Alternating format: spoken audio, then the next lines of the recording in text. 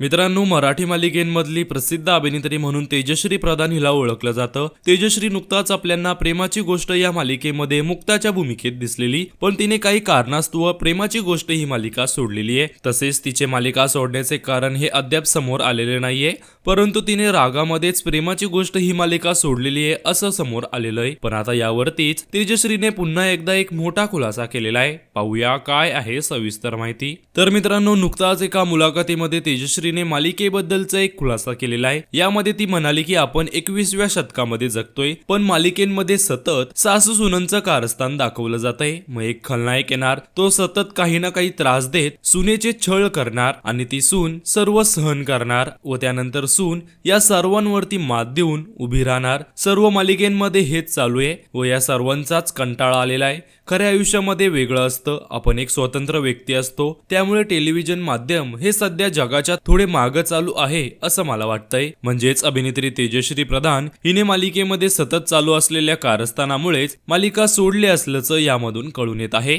तर मित्रांनो, तुम्ही प्रेमाची गोष्ट या मालिकेमध्ये तेजश्रीला मिस करतायत का हे आम्हाला कमेंट्स मध्ये नक्कीच सांगा।